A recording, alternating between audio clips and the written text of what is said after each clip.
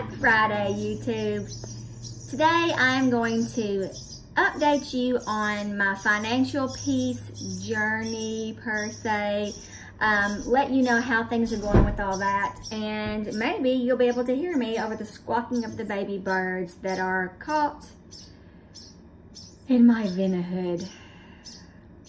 Stay tuned for a video from Dr. Doolittle's house.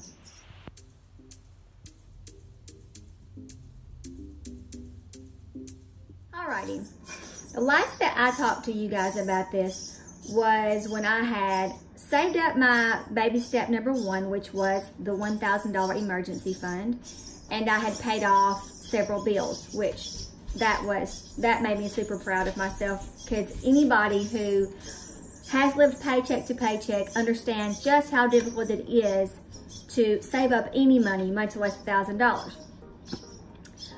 Luckily, I saved that up because in June of 2018, I had to have my tonsils out, and that ate up the $1,000. I didn't worry about it. That's why we save it, right? Yes. Once that savings is depleted, you stop baby step 2, which is the snowballing of debt from smallest to largest, and then you start saving up again because you always want to have that $1,000 savings account ready. I got a letter in from the hospital saying I owed $1,500. So, once again, I had to deplete my $1,000 and had to pay or start paying on the $500 that I still owed. I don't know about y'all's hospitals or how they do, gosh, I can't get comfortable. But in our area, they're awesome, and sorry, I'm like a little 5-year-old kindergartner. They don't, not only do they not allow you to do payment plans, but before they even send you a bill, they send your account straight to collections. Yay. So anyway, I knew that I would not be able to wait on paying them, which meant that I had to deplete my emergency account again, and then use all my extra money that I had started to pay off that bill quickly, the rest of the $500, the rest of the $1,500, sorry. This has put me right back at square one again. I have had to put my baby step 2 on hold, and I'm starting back all over, saving the $1,000. And that was pretty much the only financial fail that I've had, which sounds a lot, guys, for a girl who loves shoes as much as I do, and who loves cookies and cakes that are being sold, and cute t-shirts with my monogram on it, you know. All that is just hard for a girl to say no to, but I have been. I want to show you some things that I've been doing. The light is just acting crazy. I'm probably gonna have to move. Okay. I want to show you the things that I do to help myself along before I get into my triumphs, which I do have a few triumphs. This is my Erin Condren planner, and you don't have to have Erin Condren. I use this for school and home. Every month is filled with, all of my appointments at the beginning of each month. Probably not gonna be able to see this very well. There we go, yes. I have all of my bills, all of my expenses for each month, how much they are, and then what the balances are on each. And then I check mark them as they come out of the bank, because most of my bills are automatic withdrawal. I know that they would prefer that we go to a cash only system, but I don't use checks, and I don't use credit cards. This is just automatically withdrawn from my checking account, and then I use cash for everything else. For example, at the very beginning of the month, I go to Walmart and I get between $120 and $160, and I put it on a Walmart gift card. Then I can use the cents off option that they have if you use a Walmart card to get your gas from the Murphys. So that's a savings. And I always have gas money because it's on that card. I don't spend it, you know. I also do the very same. Sorry, I just killed a fly. Mr. Miyagi. Wash my hands now. Sorry, that was gross. So that's a bit like the cash program, since I'm not using a charge card and I have a certain amount allocated for that expense. I do have cash for my groceries, and once that cash money is gone, then, you know, no more groceries. We eat what's in the house. And because it's most of the time just me, I don't have a problem with that. I am very happy to have popcorn or cereal for supper. I love having this and my own version of keeping my expenses written down and how much I spend. I look at this all the time, and I look at my credit report all the time. I know that in the end, it's not gonna matter what my credit is, but right now, I like to see, I love to get the emails that they send you when they say, we're so proud of you, congratulations, you've paid off another bill, your credit score has risen. Really, I only care about my credit report because it shows that I'm getting things paid off, which leads to more of my triumphs. Because I was diligent, I have paid off more of my smaller bills. I have set out a plan for myself, which is in 5 years to be debt-free. Now, I'm not sure if I'll be totally debt-free with my house. I'm not sure that that includes my house.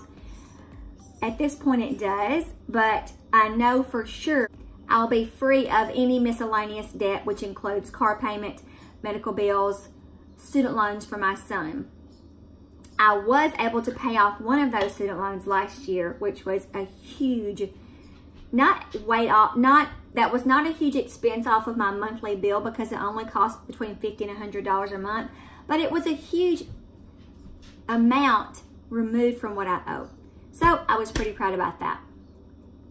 I also have a much better feeling about myself, and for instance, my mother and daddy say that I carry myself with more confidence, and I think that's because I'm not worried about money anymore.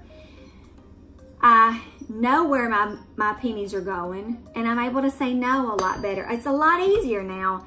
And for example, at school, our PE teachers are selling a field day t-shirt. It's only $7, guys. But that's $7 I could be adding to my food bill, or to, you know, to my gas, or paying off because, you know, your cell phone bill rises or whatever. I want to be able to have every little dime I can save. And the PE coach stopped me today and said, you know, that you're the only one on Kindergarten Hall who didn't buy a field day shirt. They're raising money for school. They have a goal or something. I said, I know. And he said, well, it's only $7. I said, I don't have $7.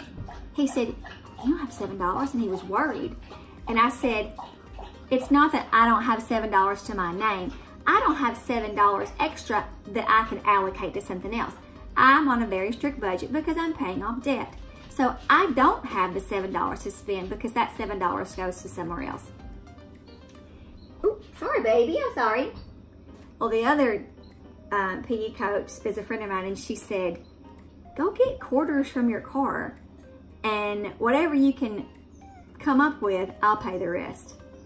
So, because I said, no, you're not gonna pay for my t-shirt. She said, we wanna have 100%. So that kind of made me feel guilty. So I scrounged up about $2 in quarters, and she paid the other $5. And I don't feel bad about it.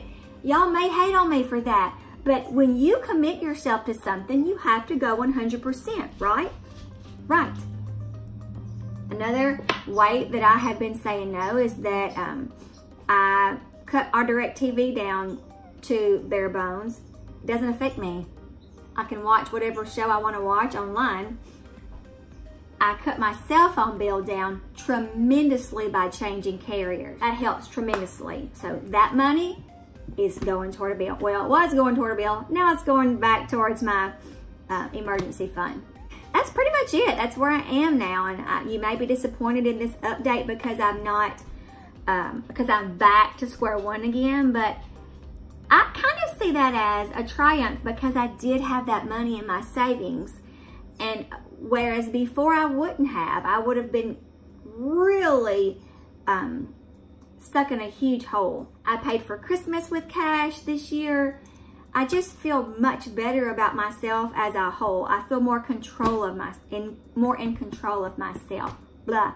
I'm not in control of my mouth, apparently. Let me tell you about my extra jobs that I do. It's the same as it was before, except I have one more. Let me remind you, I have two more. Other fellow teachers pay me to do their early and late duties. So I have early duty almost every day, but that's 20 bucks for about 45 minutes work. And late duty is 30 minutes work. So 20 bucks is not a bad deal. And that's whenever they call me. I am still working for Something Special, the boutique in my little, in a neighboring town. I still sell skincare, so hit me up if you want to have skin like me. Shameless plug. And of course I still teach school, but the two extra jobs that I'm doing are, I am back as the cheer coach for the high school. They called and asked me to do it. I need to fill my days. So, and it also pays. It's a paying job. Another thing is a friend.